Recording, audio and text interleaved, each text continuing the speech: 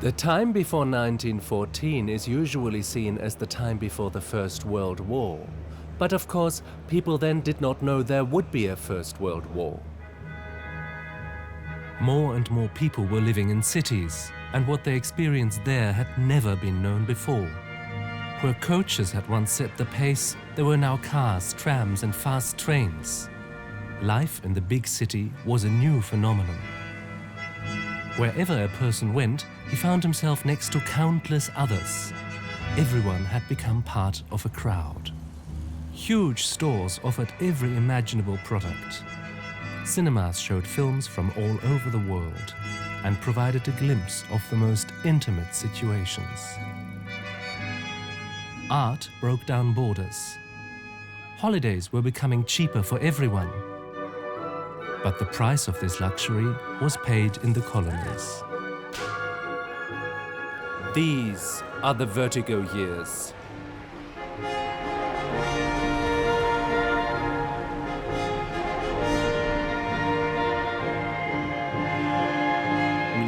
1900 to 2013 seems a very short period, considering the long time span.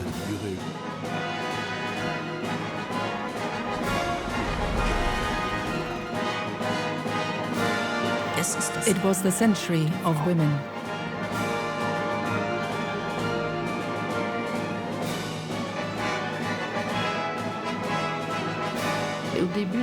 The beginning of the century promised so much.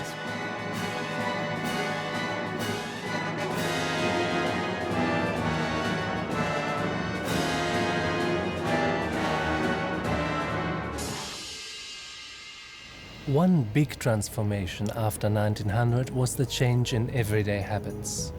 For the first time in history, millions of people took public transport every day to get to work. In Berlin in 1900 alone, 550 million people bought tramway tickets. Underground trains, trams and elevated railways were timed to the minute. And in the weekends, people streamed out to the sports stadiums to watch events like football or horse racing. It was something new, exciting, fascinating to be part of a huge anonymous crowd of people.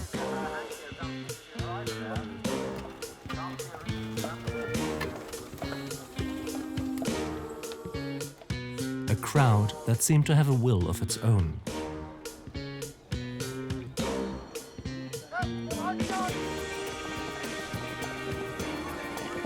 The years before 1914 were a time of the masses, of spectators, of the public.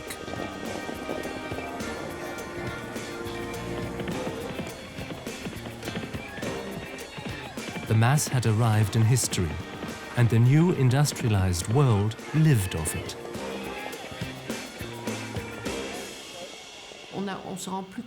Hardly anyone realizes today what a dawning that time was, the end of the 19th century and the beginning of the 20th. Everything was awakening.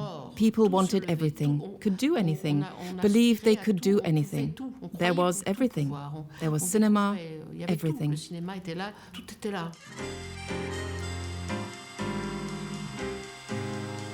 Cinematography was invented in Chicago by Thomas Alva Edison. But the real history of cinema begins in Paris with the Pathé brothers and their competitors, the Lumière brothers. They shot their films in studios by daylight and for the first time with electric spotlights too. Before 1914, cinema was almost always French. By 1908, there were already 200 cinema theaters in France. The Gaumont Palace Cinema opened on the Place de Clichy in 1911. It had room for an entire orchestra, sound effects, and 3,400 spectators.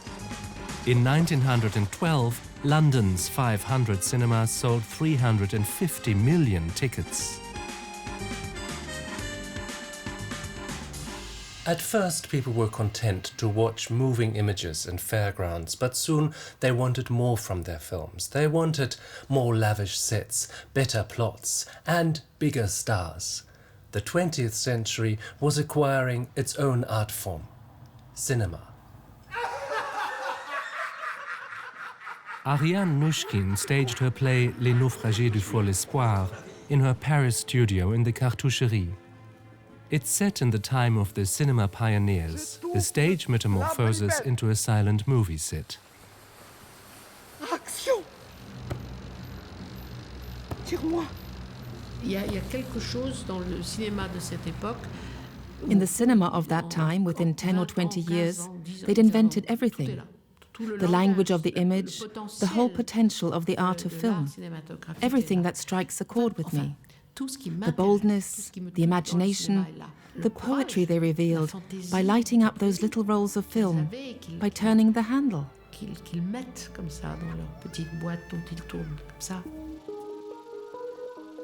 In the cinema, people could see for themselves things that until then they'd only known from newspapers and books.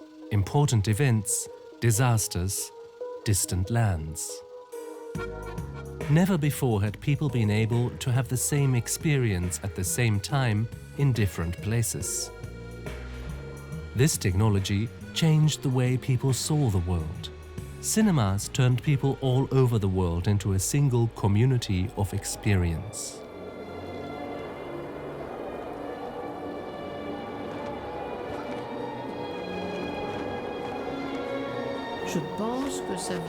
I think it comes from my love of the cinema, and probably from affection for my father too. When I was very small, I saw the scene from Jean Cocteau's The Eagle with Two Heads being filmed. You know the scene where he falls down the staircase? And I remember how it felt. Cocteau's emotion, my father's emotion at the camera. Non, qui ne tournait pas d'ailleurs, mais le cadreur.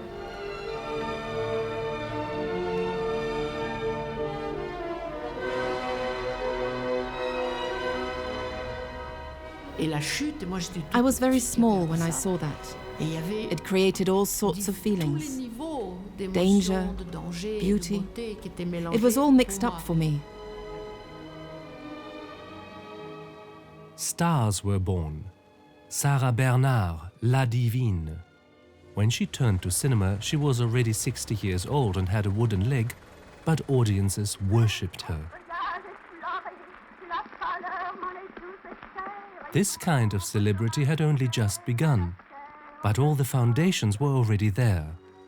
The mass media could spread pictures and stories by the millions. Sarah Bernard played the media for all it was worth. She had countless affairs. Her lovers included the writers Gabriele D'Annunzio and Pierre Loti, as well as the inevitable Edward VII. Their scandals were outrageous and irresistible.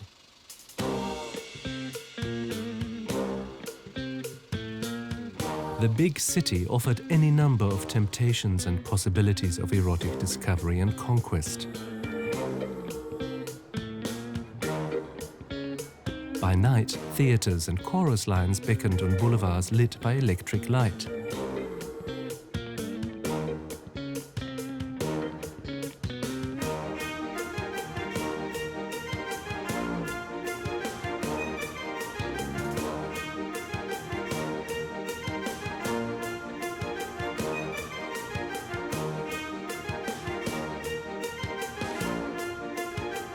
Cinemas showed the audiences as much nudity as they could.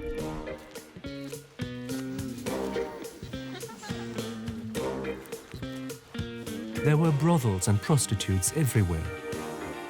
The flood of often completely impoverished women from the countryside meant an inexhaustible supply of prostitutes.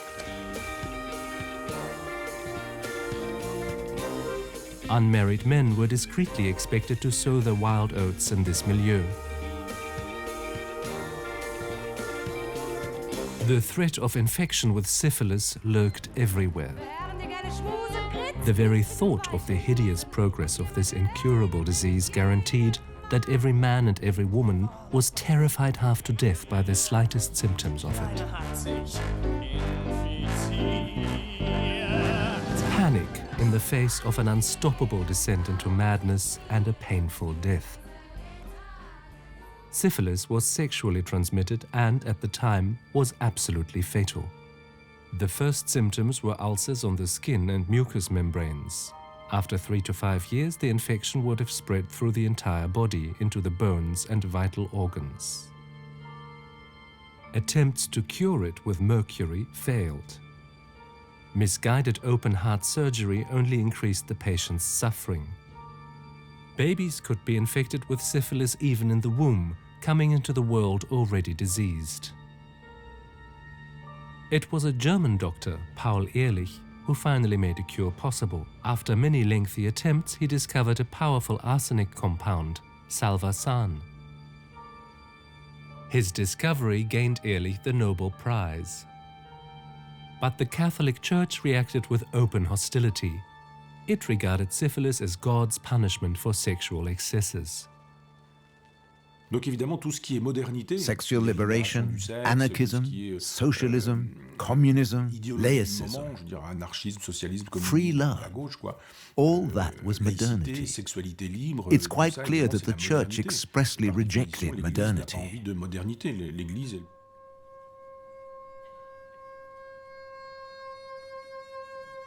In Paris, the war between the traditional and the modern reached a new climax. The premiere of Igor Stravinsky's ballet, The Rite of Spring. He had a dream, a vision of a pagan ritual in which a young girl dances herself to death. The Russian composer Stravinsky lived in Paris. In the Théâtre des Champs-Élysées, he wanted to risk something quite new. This kind of music had never been heard before. The work was choreographed by the famous ballet star Václav Nijinsky.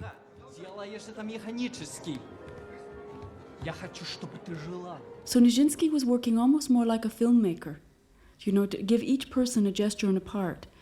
It takes a long time to do that, and I think one of the problems with the work was how difficult it was to learn.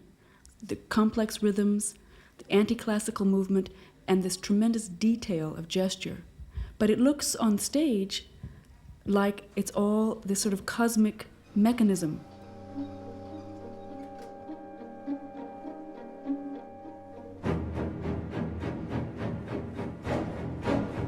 The whole pitiless ritual had a primeval power. Stravinsky had abandoned every traditional structure. His sounds were revolutionary, polyrhythmic. Even the orchestra found them strange.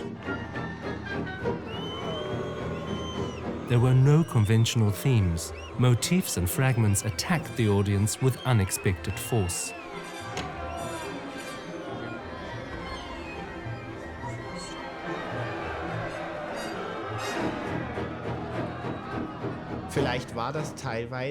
It was perhaps partly that certain composers didn't want to be liked. They took the attitude, I write this because I must write it, because it's right and important for contemporary art now.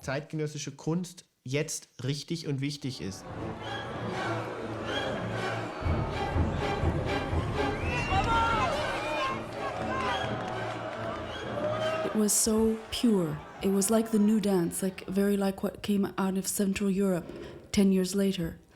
This expressionistic movement, the emotion coming from the inside out. And I think it shocked people that it was so pure and so extreme.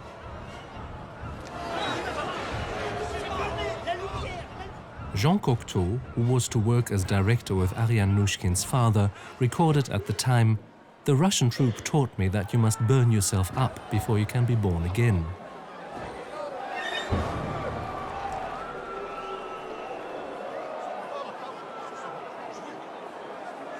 Conservative circles were horrified by this thrust into modernity. Pope Pius X even went so far as to have all priests swear an oath against modernity. The Pope wrote, "Modernism is the synthesis and the poison of all heresies. It attempts to undermine the basis of faith and destroy Christianity."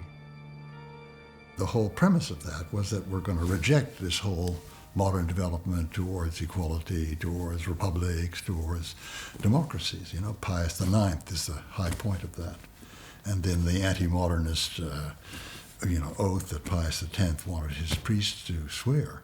And this turned out to be, of course, in the long run, catastrophic, because it was running so much against the whole, you might say, spirit of the age, but I mean the whole development that we've just been describing towards greater equality, greater mobility, and so on. They were running against that. The new city temples were the department stores. Where earlier church and schools had projected images of noble self-sacrifice into the minds of people, now the cinema screens and the facades of the big department stores formed projection surfaces that were altogether more exciting. This gospel did not ask you to do without. It promised you everything and now. Even around 1900, people shopped themselves into their very own heaven.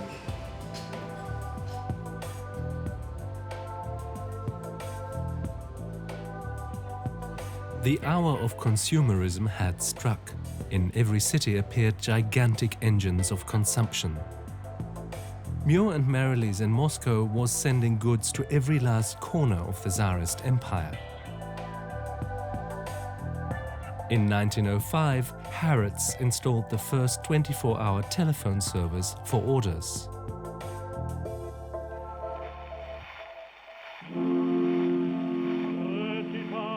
Enrico Caruso's recording of the aria Vesti la Giubba from Leoncavallo's opera I Pagliacci was the first record to sell over 1 million copies. The palatial department store Du Fayel in Paris was a temple to consumers' dreams. Here, customers needed to pay only 20% down, with the balance in installments. By 1900, Du Fayel had 3 million customers and 400 branches. Their installment plan wasn't designed to appeal to the comfortable middle classes, but to people of modest means. Even during the 19th century, being well-dressed was the privilege of the happy few. Bespoke tailoring is a costly business. But around 1900, all that changed because tens of thousands of people were measured up and average sizes were formulated, clothes were pre-produced and sold off the rack at a fraction of the price. This was the age of the statistician, and people became a cipher first and an individual second. City streets were covered in advertising. The engine of this development was mass-produced industrial goods.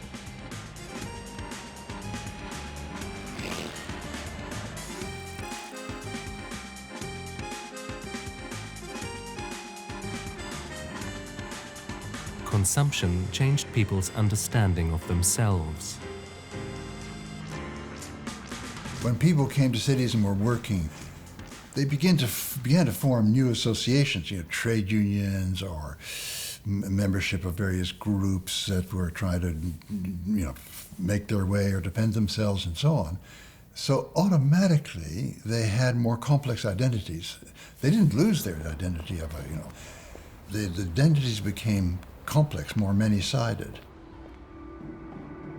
In the modern big city, a person wasn't really a single entity anymore.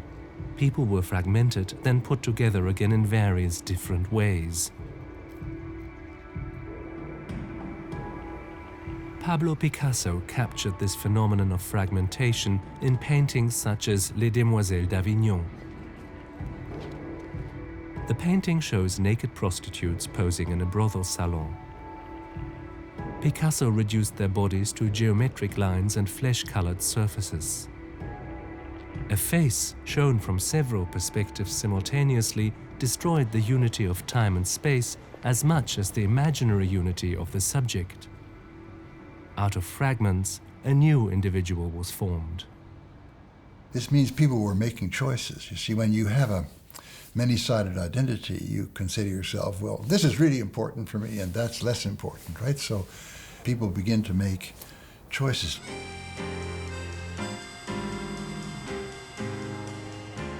In the big city, identities became mixed. A Protestant man from southern France, perhaps a socialist, a fan of a particular football club, could marry a woman who might come from Catholic Brittany. And what united them was the intoxication of consumption.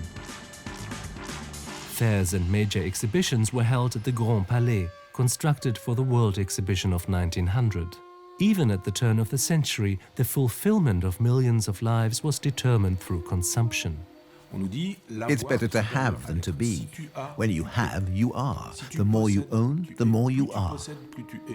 Consumerism makes everyone think he has a chance to make it big. No one's going to attack capitalism if he thinks that's what guarantees him the chance of having things someday, the chance of being forever.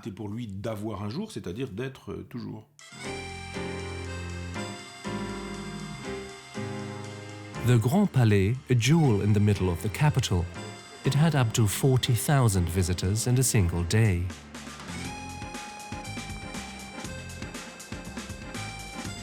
One historian of the time thought, "The nature of the new luxury is banality. We shouldn't complain so much about this. There used to be nothing more banal than misery."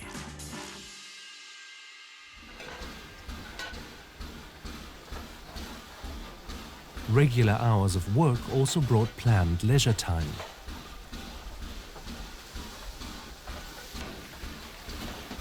Train connections became better and cheaper.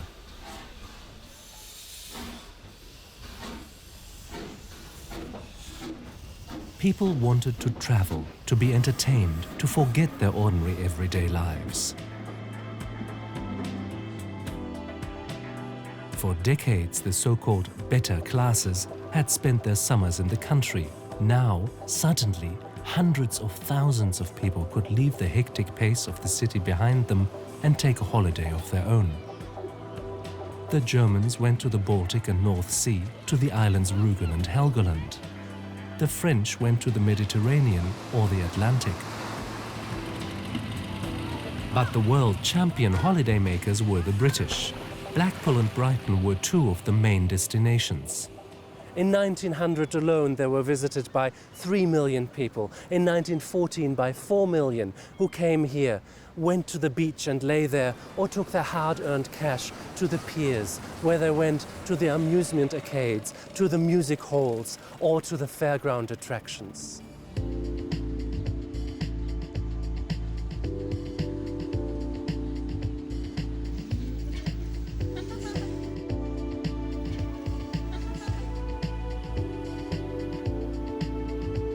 Blackpool had had electric lighting since 1879, and the lights had been switched on in Brighton only a few years later. The tourists came in droves. By 1914, every 10th Briton had been to one of the seaside resorts. A large part of this general affluence was financed by the colonies. Their exploitation made Europe rich. At the turn of the 20th century, King Leopold II of the Belgians expanded the little coastal town of Ostend to a sophisticated bathing resort.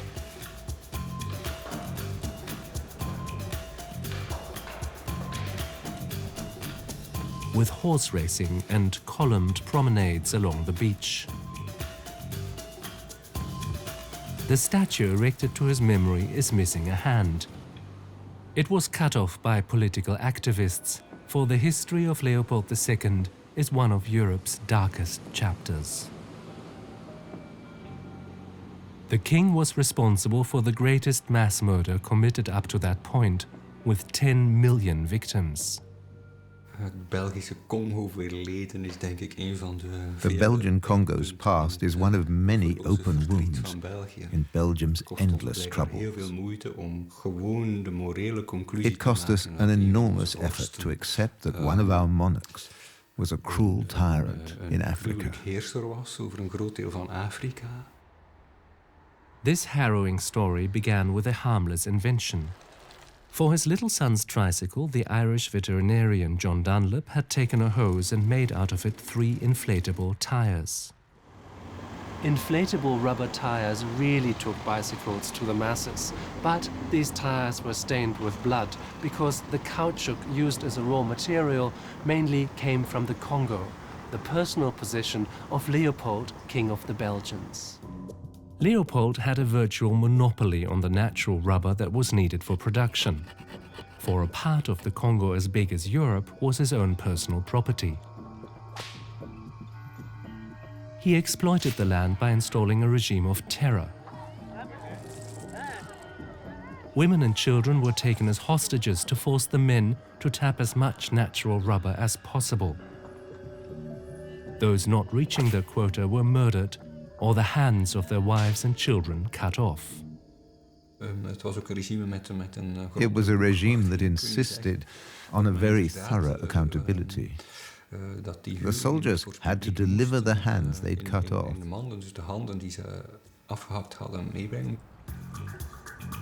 Watching the loading and unloading of ships in Antwerp harbour, shipping employee Edmund Morrell became suspicious. Instead of the trade goods listed on the bills of lading, only arms were being shipped to the Congo. It was an indication of the systematic violence occurring there. To Morrell, it was clear that the responsibility lay with Leopold II. He quit his job and began an unparalleled press campaign against the king. It was the first time in history that a private individual attacked a ruler publicly. The reports drove the British government to send its consul Roger Casement to investigate. What he saw in the Congo determined Casement to begin his own campaign against the Belgian king.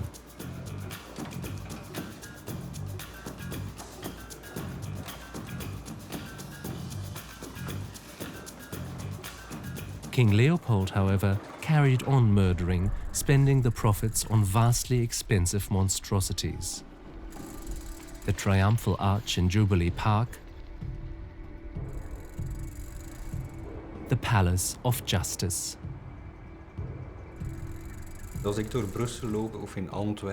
Whenever I'm walking through Brussels or Antwerp, or along the coast, or past the Royal Palace, I say to myself, I can still smell blood. I smell clotted blood.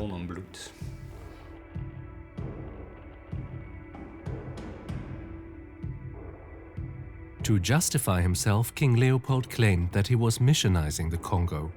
But the Baptist missionary John Harris, already working there, saw through the plan and began sending shocking reports back to Europe.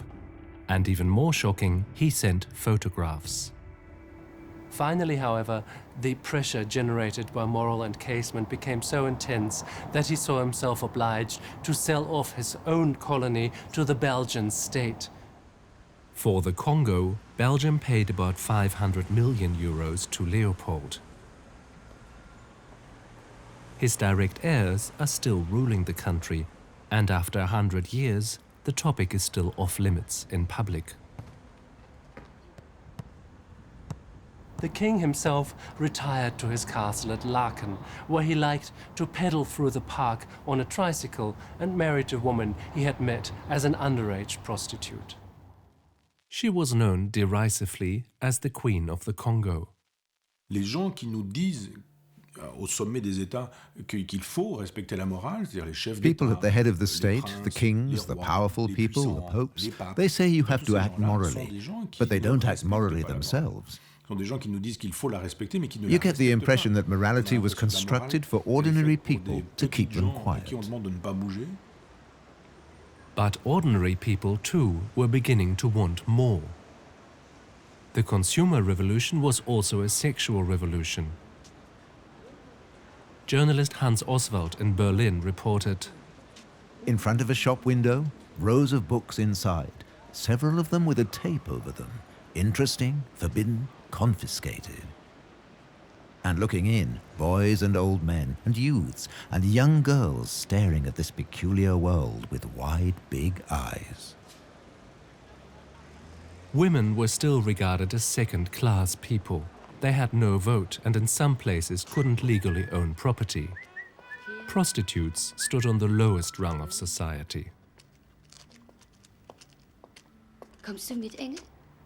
In his play La Ronde, Arthur Schnitzler perfectly captured the atmosphere of Viennese society at the time. The work was automatically condemned as pornography. In the play, couples from different social backgrounds sleep with each other, exchanging partners from one scene to the next. La Ronde begins with the harlot and the soldier. Wozu brauchen wir eine Bank, wenn wir gesund sind? Stimmt eigentlich. Siehst du? So einen wie dich möchte ich zum Geliebten. Na, ich glaube, ich werde zu eifersüchtig. Moral hatte einen sehr hohen Stellenwert, war aber gleichzeitig Morality is of great einheitlich, sondern war significance, durch eine Doppelmoral but at the same time it isn't consistent Wobei man ja because of the überhaupt, double moral standard. behaupten kann, So if je anything, strenger you die can say, Moral, the stricter the desto morality, höher the more die Zahl der frequent the Verfehlungen. moral lapses, because the law Das creates the Gesetz schafft ja transgression. auch die Übertretung. Warten Sie auf mich.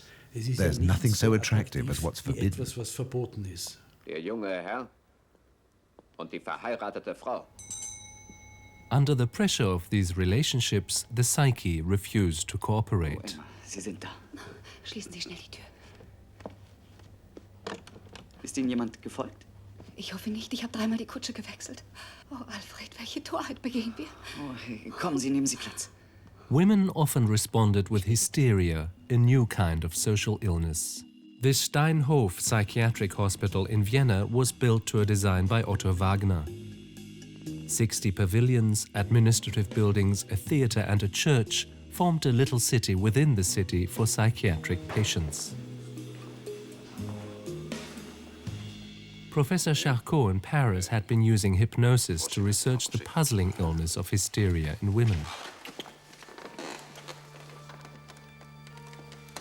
In Vienna, his pupil Sigmund Freud recognized the connection between hysteria and sexuality.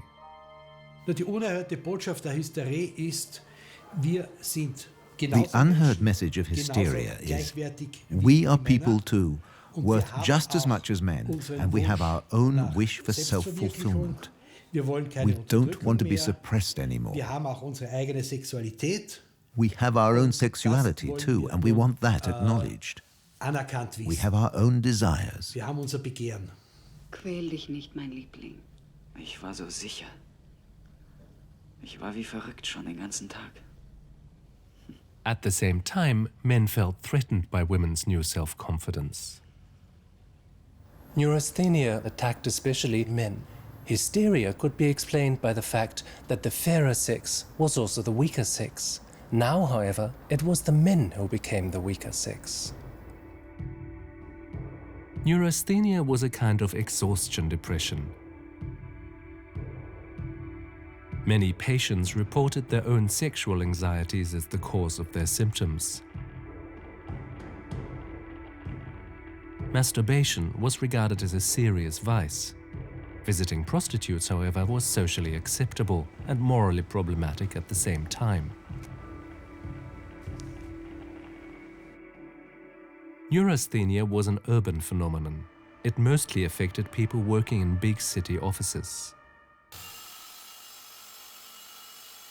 Electrotherapy was supposed to help, but the problem was psychological.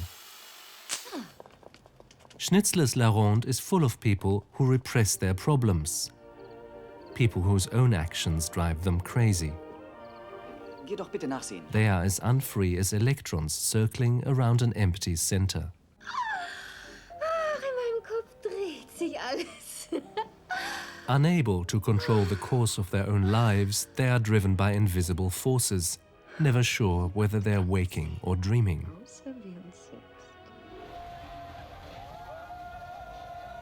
The older generation's ways were no longer a useful guide for young people.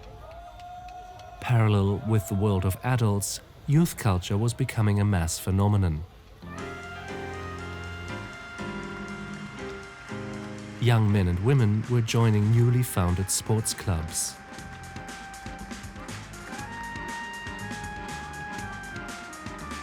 Separated by political or religious affiliation. Jews in Berlin founded the Maccabi Union and in Vienna the Hakoah.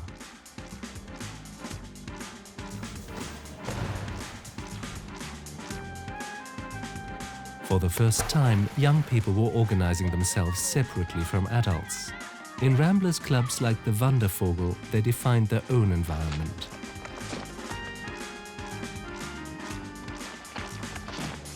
The new masses moved in sync. Mass gymnastics was in fashion. From this, a new being was supposed to emerge. But this was not only a matter of physical training, genetic conditions mattered too. Why not take a hand in creation when everything else seemed possible? Why not breed the new human being systematically? This new science was called eugenics. Its first congress was held at University College in London. It seemed the entire intellectual establishment was supporting the event. The prophet of eugenics was Francis Galton. As with horses and dogs, he wanted to use selective breeding to produce a highly gifted race of people. Patterns of hair and eye color helped to determine the ideal combinations.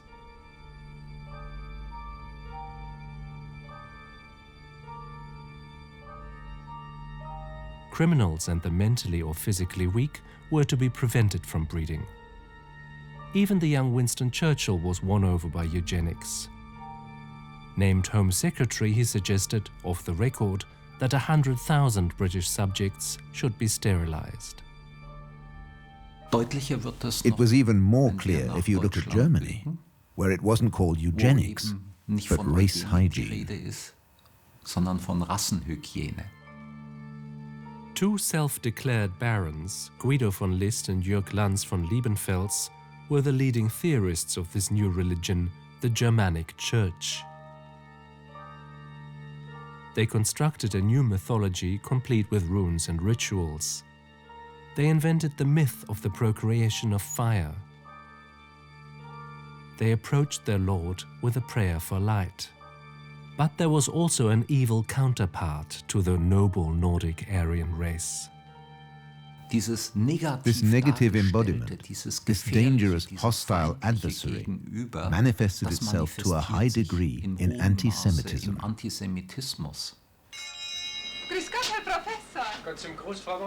Their ideas were publicized in Liebenfeld's journal Ostara. Ostara Nummer 27, beschreibende Rassenkunde. Nummer 28, Antlitz der Rasse. Und hier in Nummer 31 haben Sie tatsächlich den Rassenwertigkeitsindex, was Sie gesucht haben. With Hitler, you find a lot of pronouncements based on these ideas. Before the First World War, they were widespread among the people who talked about race.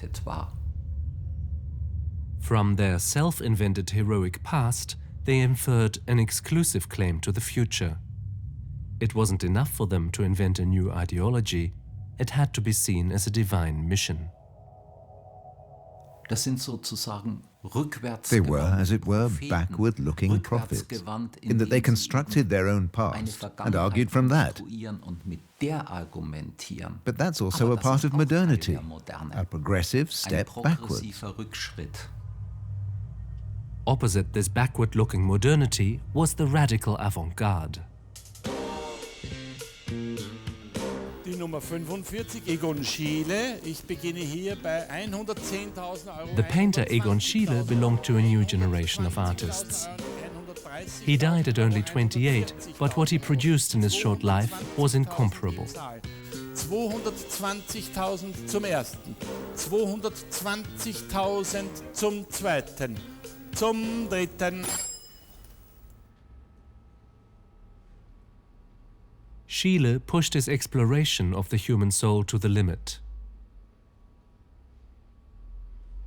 The existential nakedness of his figures precludes any hint of voyeurism. For Schiele, the erotic is not so much a means of doing the viewer a favor or awakening his interest. It's always about existence itself.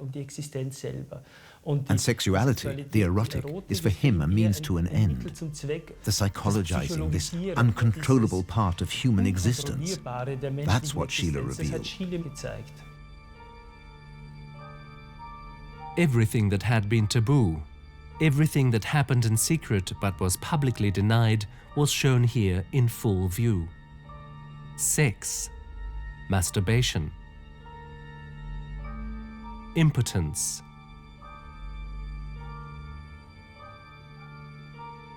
all presented starkly by the artist.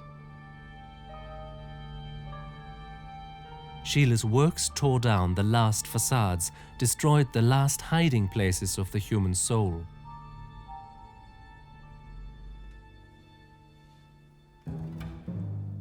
In music, the great revolution was the 12-tone technique. Alban Berg wrote 4 songs to picture postcard texts by Peter Altenburg. Arnold Schoenberg and his pupils abandoned tonality, a provocation to the way music had been heard until then.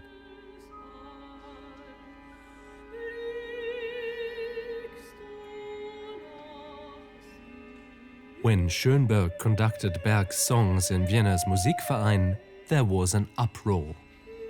There was probably already an aggressive undertone in many European countries. And this had been pent up for years or even decades.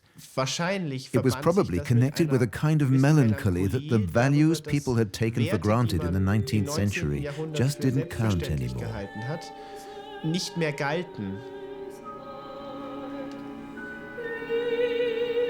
The violent reactions of the public became a defining moment of modernity.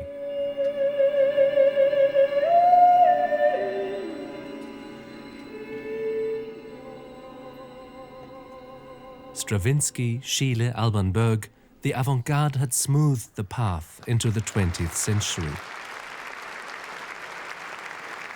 The world in which we are still living was born before 1914 because the greatest intellectual, emotional and scientific advances were made in these years. Never before had there been so much reason to be optimistic, but never before had there been so many people who looked into the future with skepticism. Europe's rulers, by the grace of God, insisted on their absolute right to power. New masses in old countries were creating a dangerous dynamic, and industry supplied them all with consumer goods and weapons. One provocation was enough to set this monstrous machinery in motion.